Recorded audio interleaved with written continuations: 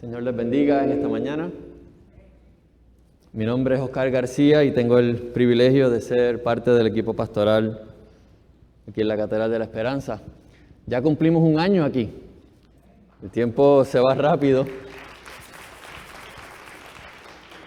Es cierto que ha sido un año un poco accidentado y que tal vez no hemos podido estar juntos como hubiésemos querido estar físicamente más de cerca en algunas ocasiones. Pero damos gracias a Dios por el tiempo que hemos tenido aquí y pedimos que nos dé fuerzas, que nos dé visión, que nos dé ánimo, tanto en el aspecto físico como espiritualmente, y que nos ayude a todos como iglesia a seguir caminando, a serle fiel. Y por eso el pastor José Ahmed ha estado desde hace unos meses hablándonos al equipo pastoral acerca de cuán importante es que sigamos revisitando qué dice la Escritura, que Dios nos ha mostrado acerca de lo que es la iglesia. Porque como pasa con muchos temas, cada uno se acerca a la Biblia, cada uno se acerca a la experiencia cristiana con ideas, y a veces unos pueden estar pensando, la iglesia es esto, otros pueden pensar, no, la iglesia es esto otro, o esto es lo más importante, o no, aquello. Y es necesario a veces calibrarnos, como ocurre con algunos instrumentos. Hay que calibrarlos para asegurarse que estén haciendo lo que deben hacer y hacerlo bien. Así que por eso en los pasados meses hemos estado visitando algunos de estos pasajes, especialmente donde se le habla a la iglesia. Y estuvimos viendo en Efesios y ahora comenzamos la semana pasada esta serie sobre estas cartas que vemos en el libro de Apocalipsis a diferentes iglesias en Asia Menor. Quiero tomar un momento también para darle la bienvenida no solo a los que están aquí, sino a los que nos ven a través de las redes sociales. Queremos bendecirles también y esperamos que pronto puedan también estar con nosotros. Estamos viendo un grupo cada vez un poco más grande, tenemos la bendición de tener espacio, aún manteniendo el distanciamiento social, de recibir un buen grupo, así que eso nos alegra. Y pedimos a Dios que nos siga ayudando a poder alcanzar con el mensaje de salvación a todo el que podamos, y juntos como iglesia podamos honrarle. Ahora, cuando nos acercamos a este libro de Apocalipsis, sabemos que es un libro un poco controversial, y una de las razones que es controversial es por las maneras distintas y creativas que a veces se ha interpretado a lo largo de toda la historia de la iglesia. Y demás está decir, no podemos creer y no debemos creer todo lo que uno oye acerca del libro de Apocalipsis o todos estos libros, que muchas veces son los más vendidos, que no necesariamente son tan fieles a lo que entendemos realmente que es el mensaje de este libro de Apocalipsis. Ahora, estas cartas que se escriben a estas iglesias, estas 7 iglesias en Asia Menor, empezamos a ver la primera la semana pasada. El pastor José Ahmed estuvo predicando sobre esta carta a la iglesia en Éfeso. Hoy vamos a estar viendo la segunda carta, que es la que él escribe a la iglesia en Esmirna. Y leer Apocalipsis requiere, o leerlo de una manera responsable, requiere de nosotros humildad, dedicación, además de conocer el resto de la narrativa y de la historia bíblica y el momento histórico en el que se escribe. Y al mirar estos capítulos que estamos viendo, 2 y 3, donde están estas cartas, tampoco podemos olvidar que antes de estos capítulos hay un capítulo introductorio que abre camino, abre paso a estas cartas, y luego de estas cartas hay otros capítulos hasta Apocalipsis 22 donde también se hablan algunas de estas cosas, así que no podemos verlas completamente separadas de todo el mensaje del libro y de todo el mensaje de la Biblia. Así que, ¿qué tal si me acompañan a orar y a presentar este tiempo, y que Dios, a través de esta carta que se escribe a la iglesia en Esmirna, nos hable a hoy nosotros? Espíritu Santo, Te hemos dicho varias veces esta mañana que te necesitamos. Hemos dicho varias veces y hemos cantado que es solo mediante tu poder. Es solo a través de la llenura que tú das, que tú traes, que podemos ser la iglesia que tú anhelas que seamos. Ayúdanos a escuchar tu voz. Ayúdanos a discernir. Ayúdanos a entender. Y ayúdanos a obedecer. Eso es lo que pedimos. Y pido que me ayudes a hacer lo que me toca a mí en este momento. En nombre de Jesús. Amén. Les pido que me acompañen a leer en Apocalipsis 2, los versos del 8 al 11. Voy a estar leyendo de la Nueva Traducción Viviente. Dice: escribe esta carta al ángel de la iglesia de Esmirna. Este es el mensaje de aquel que es el primero y el último, que estuvo muerto, pero ahora vive. Yo sé de tu sufrimiento y tu pobreza, pero tú eres rico. Conozco la blasfemia de los que se te oponen. Dicen ser judíos, pero no lo son, porque su sinagoga le pertenece a Satanás. No tengas miedo de lo que estás a punto de sufrir. El diablo meterá a algunos de ustedes en la cárcel para ponerlos a prueba, y sufrirán por 10 días. Pero si permaneces fiel,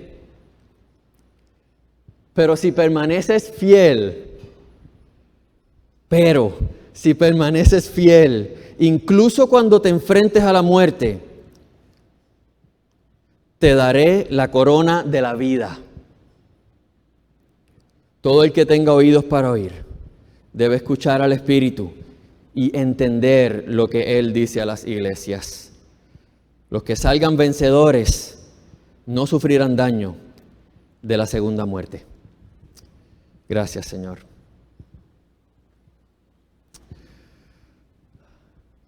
Al mirar cada una de estas cartas independientemente, es bueno recordar que estas cartas, así como el resto del libro, se escribe para ser leído en diferentes comunidades en aquella región. Cada carta tiene unos elementos particulares, pero no se pretendía tampoco que fuera algo privado. Así que, aunque se siente como que estemos leyendo la correspondencia de otro, como uno de los comentaristas habla acerca de este asunto de leer las cartas en el Nuevo Testamento, podemos decir que aunque no fueran escritas directamente hacia nosotros, y eso es importante recordarlo, no dice, escribe esta carta a la Catedral de la Esperanza allí en San Juan, Puerto Rico, es la carta a la iglesia en Esmirna, pero aunque reconocemos esa realidad de que no fue escrita directamente a nosotros o con nosotros en mente en este momento en la historia, sí podemos encontrar allí palabra para nosotros, un mensaje útil para nosotros, algo que debemos escuchar y obedecer. Porque después de todo, el mensaje viene de aquel que era, que es y que ha de venir.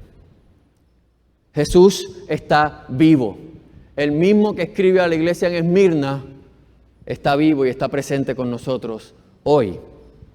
La tarea difícil y que a veces no hacemos es primero considerar cómo este mensaje habló a aquellos primeros oyentes, qué significó para ellos, y entonces cómo traemos eso a nuestra realidad hoy, a nuestro contexto, que es muy diferente al de Asia Menor en el primer o segundo siglo.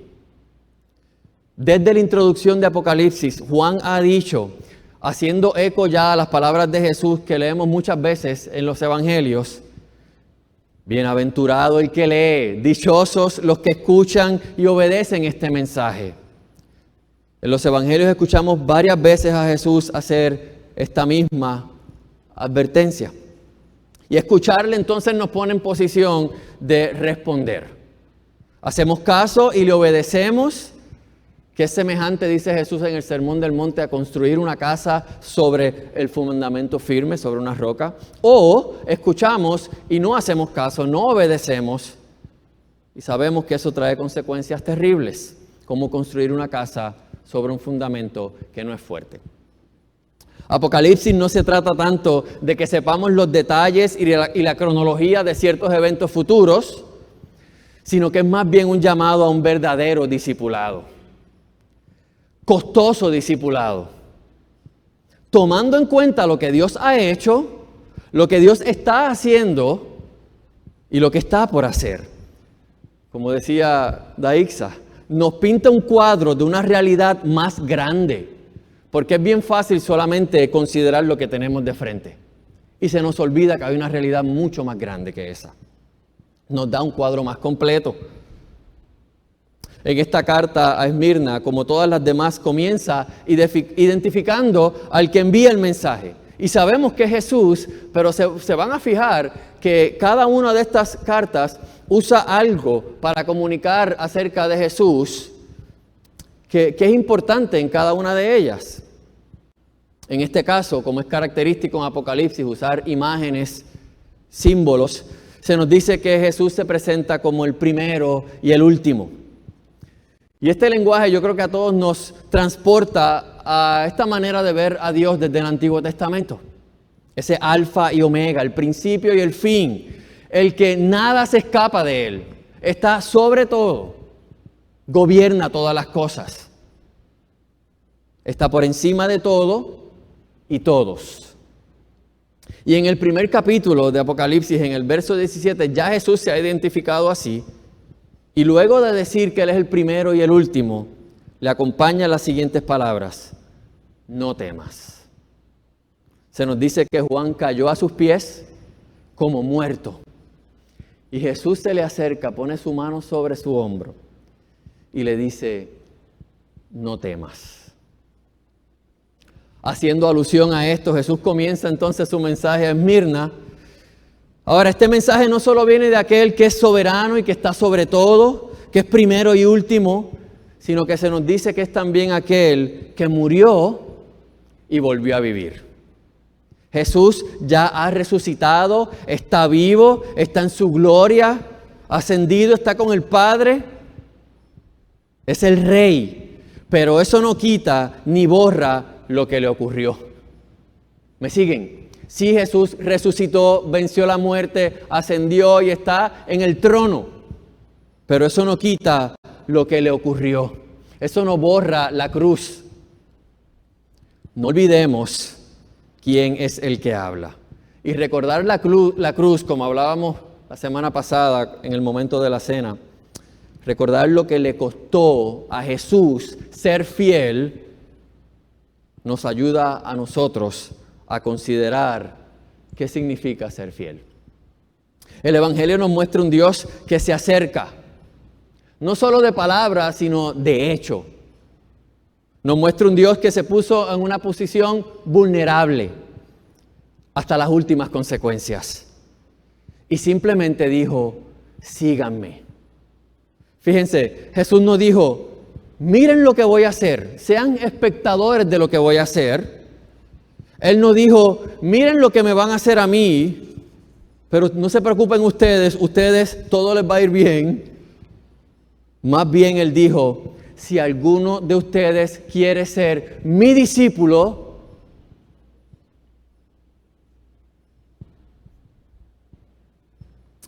ese Jesús es el que está hablando. Y lo primero que dice a la iglesia en Esmirna es: yo sé, conozco tus sufrimientos y tu pobreza. Yo sé. ¿Cuántos de nosotros a veces nos acercamos a Jesús? Y lo que quisiéramos decirle es: Señor, si tú supieras, si tú entendieras. Algunos de ustedes tal vez han estado de rodillas en algún momento diciendo, Señor, si tan solo tú supieras realmente lo que está pasando aquí. Si tú supieras lo que entra a esta cabeza. Si tú entendieras lo que yo estoy pasando. Si tú realmente entendieras lo que me han hecho. Si tú supieras. Porque muy adentro podemos sentir que como ya Él está exaltado, tal vez se le olvidó lo que es ser humano. Como Él está tan allá arriba, ya no está tan aquí abajo. Y pensamos tal vez que nuestras dificultades, nuestras ansiedades, nuestros miedos, nuestras luchas, nuestras dudas son nuestras. Y que Jesús está en su trono pendiente de otras cosas. Tal vez como aquellos discípulos en la barca mientras se estaba la tormenta, quisiéramos decir, ¿será que no te importa que nos ahogamos? Seamos honestos, no es fácil seguir a Jesús en un mundo que muchas veces se aleja cada vez más de Él. En un mundo de tanta oscuridad, donde ocurren cosas que a veces decimos, ¿cómo es posible? Conozco tus sufrimientos. Yo sé, yo entiendo. Y es posible que algunos de ustedes probablemente lo que más necesitan hoy es escuchar eso. Que Jesús, el soberano que está sobre todo, que está en el trono, Él sabe, que Él conoce, sí, Él conoce. Él conoce lo que has pensado, Él conoce lo que has sentido. Él sabe lo que has hecho y sabe lo que te han hecho. Él sabe. Conoce no solo cada una de nuestras situaciones individuales o particulares, sino que conoce también nuestra vida de iglesia, conoce nuestra situación como iglesia. Él sabe. Y le dice a la iglesia en Esmirna y a nosotros, conozco tus sufrimientos, conozco tu pobreza. Ahora, ¿cuál es el sufrimiento en Esmirna? ¿Cuál es su pobreza? Bueno, por un lado, Esmirna sabemos que era una ciudad próspera. De hecho, era una ciudad que había sido destruida siglos antes y poco a poco se había reconstruido. Y en este momento era una ciudad con cierta prominencia. Había mucho comercio, desarrollo de la medicina, de la ciencia. Esmirna era hogar de uno de los templos más grandes del culto imperial romano. Era, diríamos algunos, una tierra de oportunidades. Sin embargo, en medio de esa prosperidad, había una iglesia luchando por sobrevivir. En aquel momento, no podemos visualizar la iglesia como hoy. No pensamos que habían los templos como hoy, o estas iglesias como hoy. En aquel momento eran judíos, que muchos seguían siendo parte de sus sinagogas, pero que habían creído en Jesús. Y esto había a veces traído tensiones entre judíos y judíos. Esto no es un asunto aquí como a veces queremos pensar, como si los cristianos eran otra cosa y los judíos... No, era una tensión entre judíos, aquellos que habían creído en Jesús y aquellos que no. Entonces, aquellos que gozaban de cierta autoridad entre los judíos y aquellos que no siempre estaban en la misma página. El culto imperial era algo que se había esparcido a lo largo de todo este imperio. Y los judíos, por ser una religión tolerada en el imperio, dentro de la opresión que había una tolerancia al judaísmo, tenían exención de este culto imperial. Es decir, a los judíos no se les obligaba a participar del culto imperial. Los judíos en estas altas esferas habían ganado el favor de ciertas autoridades imperiales y se le concedían ciertos privilegios. Y eso lo vemos desde el Evangelio. Vemos cómo las dificultades que tiene el pueblo, lo que Jesús muchas veces se dirige a estos líderes, es precisamente por eso. Y esto lamentablemente había llevado a algunos de estos judíos a tener suficiente poder e influencia política que les permitía entonces acusar a los cristianos de ser los que se negaban a participar del culto imperial. Y entonces no brindarles esta sombrilla de protección, esta exención. ¿Por qué? Precisamente porque este grupo de cristianos afirmaban que Jesús era el Señor, que Jesús era el Cristo. Y esto hoy tal vez lo escuchamos y decimos, ¡ay, qué lindo! Una expresión tan religiosa, Jesús es el Señor. Pero en aquel momento era una expresión con profundas implicaciones políticas. Porque decir que Jesús era el Señor era decir que el emperador no lo era. Que por más grandeza que quisieran vender, que por más divinidad incluso que a veces quisieran, Jesús era el Señor. Y esto no le gustaba mucho a las autoridades. Entonces, meterse en problemas con el imperio tenía implicaciones también económicas, porque esto tenía implicaciones directas con el acceso al mercado, poder hacer negocios. Muchos de estos templos del imperio servían también como bancos, así que no tener acceso a estos lugares era no tener acceso a otros beneficios. Pero también ponía en peligro sus vidas. De aquí que la tentación fuerte era ceder o negociar con las autoridades o con el imperio, incluso negar la confesión de que Jesús era el Señor y aceptar el señorío del emperador, buscando preservar sus vidas. El asunto no era solo la persecución, sino la tentación a conspirar y acomodarse al imperio, jugar el juego del imperio para preservarse. Por eso Jesús les llama a estos los que dicen ser judíos, pero no lo son. Y también dice que es la sinagoga de Satanás. Así como Jesús muchas veces tuvo encontronazos con los líderes judíos que se jactaban de ser descendientes de Abraham, y Jesús les dice, si fueran hijos de Abraham, seguirían su ejemplo.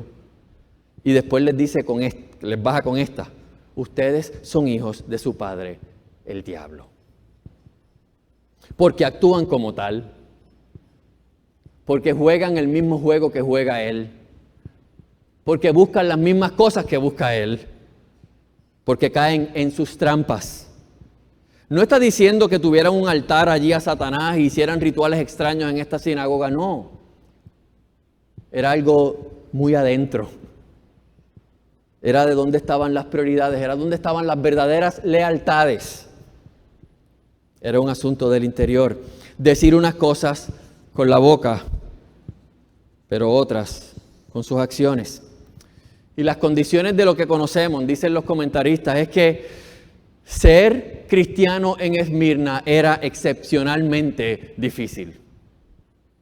Sin embargo, Jesús, luego de reconocer la pobreza que enfrentan y el sufrimiento de la iglesia allí, les dice, sin embargo, eres rico.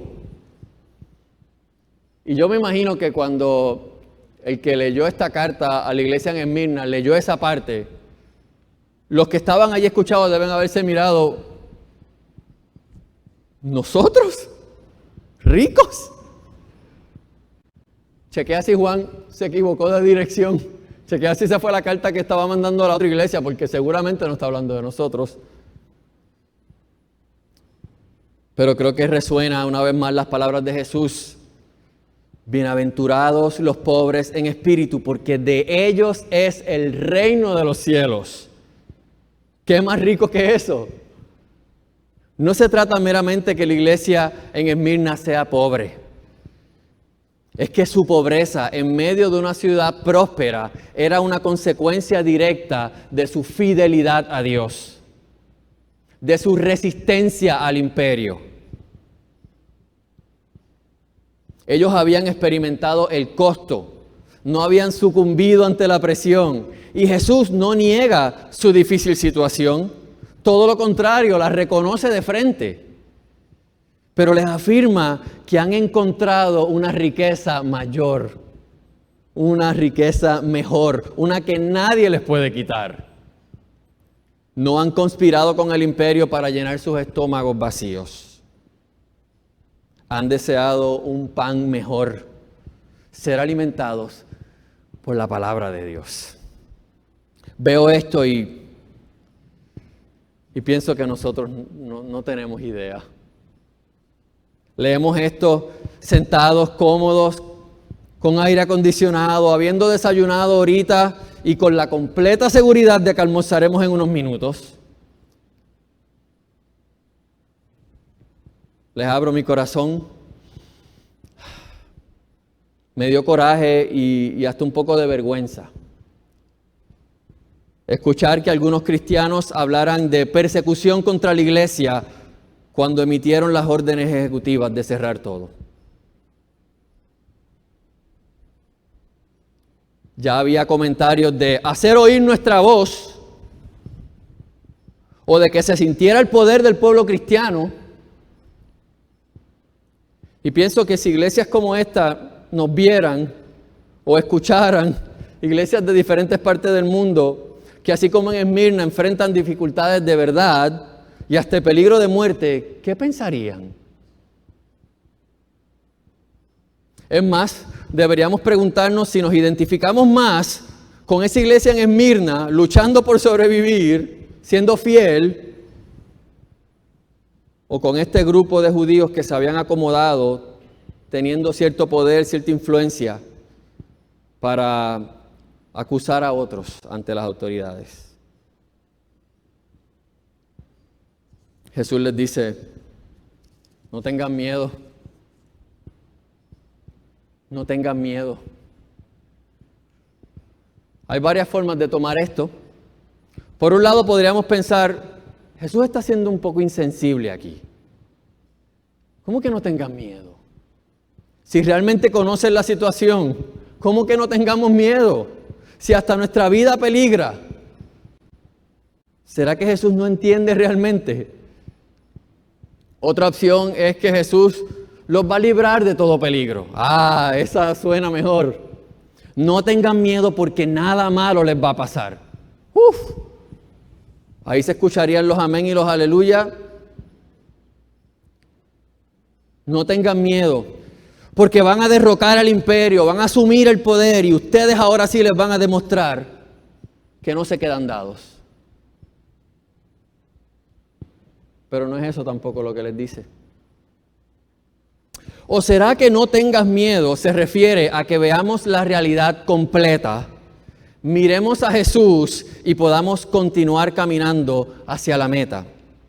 ¿Será que no tengas miedo? Se trata de enfocarnos en lo que sí está de nuestra parte, ser fieles y que Jesús sea el que se encargue de lo que está de su parte.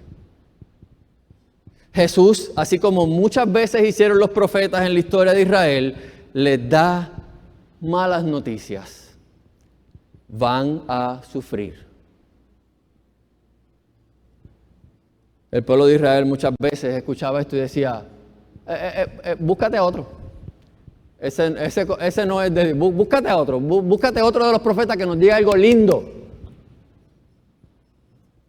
Me pregunto si a veces le hacemos eso a Jesús.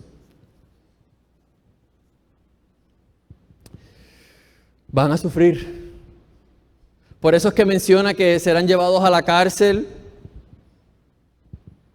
Ese número 10 puede aludir a un número redondo, un número limitado.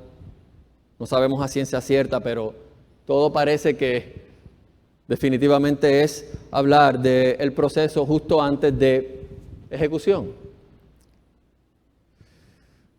Fíjense, parece que el sufrimiento, no solo personal de cada uno, sino de la iglesia, es una de las marcas de fidelidad, de verdadero discipulado, de realmente seguir a Jesús. A veces nos gusta medir, y es bueno medir. ¿Cómo vamos a medir? Yo creo que el sufrimiento debe ser una de las cosas que debemos usar a veces para medir. Constantemente lo vemos en el Nuevo Testamento. Sin embargo, lo minimizamos o le pasamos por encima y queremos ir rápido a Filipenses 4:13 porque todo lo puedo en Cristo. Me preocupa que en nuestra cultura,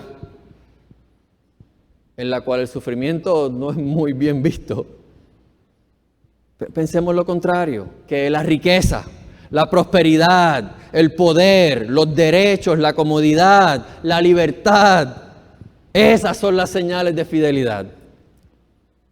Que esas son las verdaderas bendiciones. #blessed. Y la pregunta obligada es, ¿cuál de las dos se parece más a Jesús? ¿Cuál se alinea más con sus palabras? ¿Cuál encaja más en su propia historia?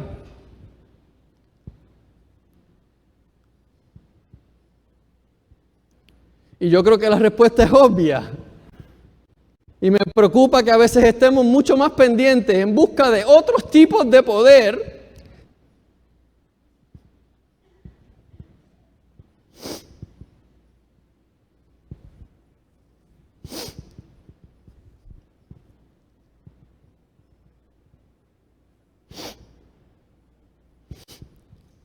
ya sea económico, político, influencia, grandeza. Estemos más interesados en esos tipos de poder que en el poder de Dios. Porque será posible que muy adentro nos hemos convencido que el poder de Dios no es verdadero o no es suficiente.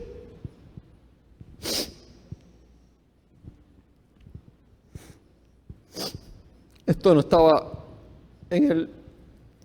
escrito ahí. Esto no estaba en el libreto. ¿Será posible que nos hemos convencido que el poder de Dios, eso es algo de ideas abstractas, pero que no es real, que no es suficiente? Que a lo mejor sirve para aquí entre nosotros, el culto, que nos sintamos, sí, que el poder de Dios nos sostiene, pero cuando salimos por esa puerta necesitamos otra cosa. Necesitamos algo más fuerte, más sólido, más visible.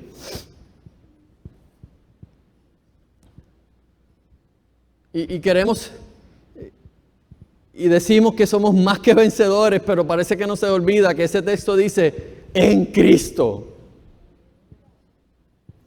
Uno de los comentaristas decía que el vencedor en Apocalipsis no se trata de uno que ha conquistado el enemigo terrenal por la fuerza, sino es uno que se ha mantenido fiel a Cristo hasta el final.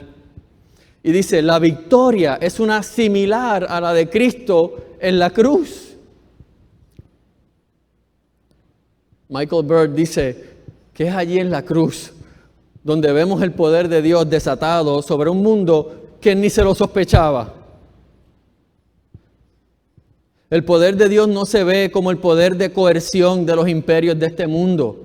No requiere armas, dice él, ni oro, mucho menos la amenaza de violencia para traer la victoria. El poder de Dios viene a nosotros en la cruz.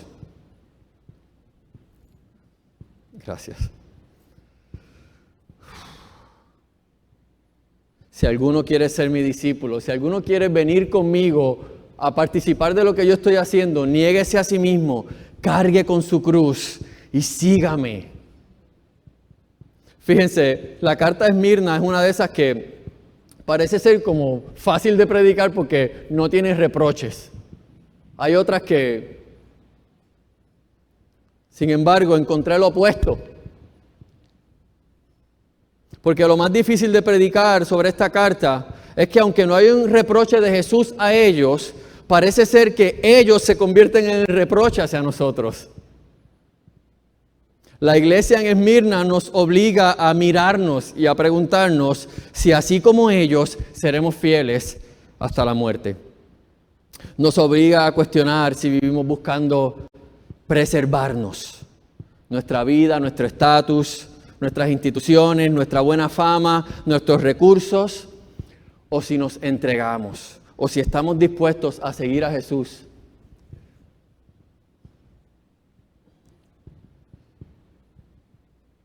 No es eso lo que Jesús dijo. El que se aferre a su propia vida, la perderá, porque no podemos, por más que querramos, no podemos preservarla. Pero el que renuncie por mi causa, la encontrará. La encontrará. Aquellos que se mantienen fiel, aquellos que llegan a la meta, recibirán una corona de vida, les dice. Esa corona no se refiere a la de un rey o reina. No está hablando de la pompa de un reino, de la autoridad, del poder. No, es la corona que se le ponía a un atleta ganador. No es aquellos que han llegado a la cima del poder, sino a los que han llegado a la meta. Vean lo que está pasando aquí.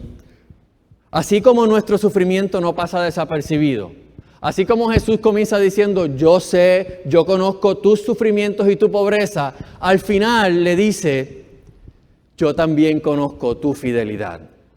Así como nuestro sufrimiento y nuestras dificultades no pasan desapercibidos, tampoco nuestra fidelidad pasa desapercibida. No da igual. Él sabe, Él conoce. No es necesario traerle un portfolio y decirle, mira, acuérdate que hice esto. No es necesario. Él conoce. Conoce tus miedos, conoce tus más profundas ansiedades, tus preguntas y tus dudas. Pero si has sido fiel, también conoce tu fidelidad. Y te recompensará. Y pondrá una corona sobre ti. Y te dirá, llegaste. Sé fiel, mantente fiel. Dice Pablo que el poder de Dios se perfecciona en la debilidad, en nuestra vulnerabilidad. Pues ¿por qué vivimos tratando de alcanzar cada vez más poder?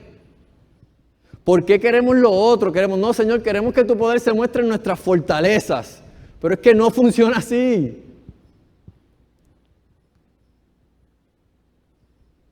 Cuando más vulnerable, cuando más ignorada, atacada, olvidada ha sido la iglesia, es cuando más Dios se ha glorificado. Es cuando más el evangelio se ha esparcido. En contraste, cuando más poder ha tenido la iglesia, lean la historia de la iglesia y está claro, cuanto más poder ha tenido la iglesia, hablando de los poderes como este mundo los ve, más terribles han sido las cosas que han ocurrido. ¿Cuál poder anhelamos ver más en acción? Y por último, además de la corona, porque no es solo una corona, dice que es una corona de vida. Esto no es cualquier corona. Una corona de vida. Así como Jesús murió y resucitó. Y al hacerlo venció el poder de la muerte y lo que esto representa, que es una separación completa. Ahora nos promete a nosotros vida. Aquellos que experimentemos esa primera muerte, ya sea por razones naturales o por otras razones, tenemos una promesa de vida. La muerte no tendrá la última palabra. Solo aquel que es el primero y el último tiene la última palabra, porque también fue Él quien pronunció la primera palabra. Amados, el imperio con todo el poder que tiene, es cierto que puede quitarnos la vida, pero ¿saben qué? Solo una vez. Es cierto que nos pueden quitar la vida, pero solo una vez. Esta iglesia en Esmirna, la muerte estaba tocando la puerta. Y Jesús les recuerda que Él seguía siendo soberano, incluso por encima del poder de la muerte. Ya en el capítulo 1 de Apocalipsis había dicho, yo tengo las llaves de la muerte. Tener las llaves es un símbolo de autoridad. Jesús descendió al lugar de los muertos y ¿saben qué hizo? Se llevó la llave. Rompió las puertas de adentro afuera y de allí nos levanta. Él les dice, no tengan miedo. De esto yo sé. De dar vida yo sé. De vencer la muerte yo sé. No tengan miedo. Ustedes sean fieles. ¿Qué significa entonces esta fidelidad? Significa seguir a Jesús en sus términos. Significa ser fiel como Él fue fiel, cueste lo que cueste, porque es basado en su fidelidad, tanto a sí mismo y a su carácter, como a nosotros, que podemos entonces nosotros ser fieles. Jesús es el camino, Él nos lleva. Así que somos llamados a practicar ese mismo camino, el camino de la paz, de la justicia, de la reconciliación, del perdón, de la gracia, del evangelismo, de sanar las heridas, de cuidar al vulnerable, de levantar al caído, de alimentar a los hambrientos, de amar incluso a nuestros enemigos.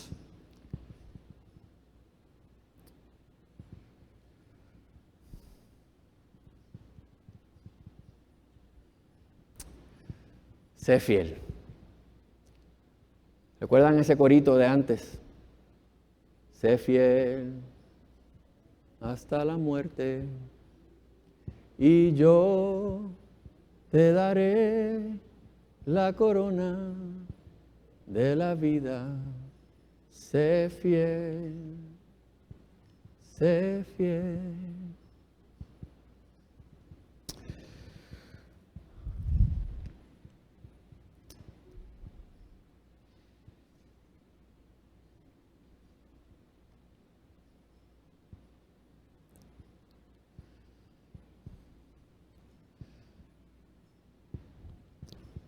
Señor, aquí estamos.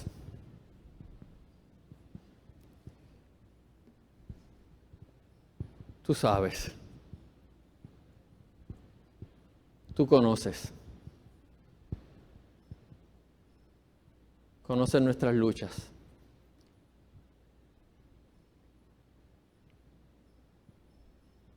Conoces nuestras preocupaciones al levantarnos, al enfrentar este mundo.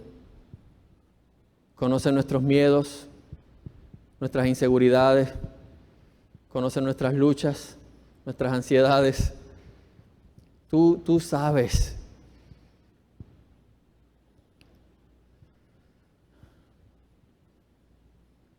Y escuchamos tus palabras. Y solo te pido que nos ayudes a ser fieles.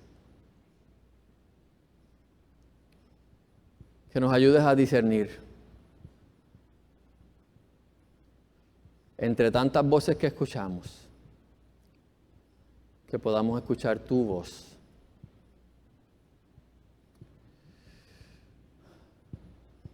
Que podamos mirarte a ti en tu fidelidad.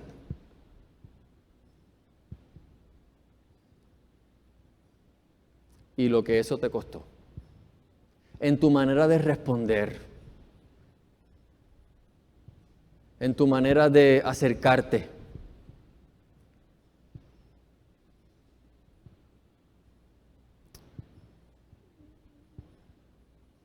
Y podamos ser más como tú.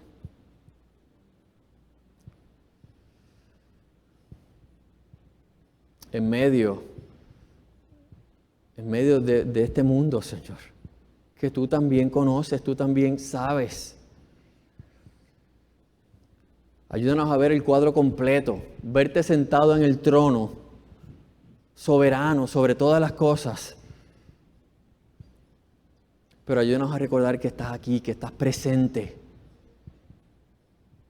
y que nos sigues invitando a lo mismo, a seguirte, a serte fiel, cueste lo que cueste.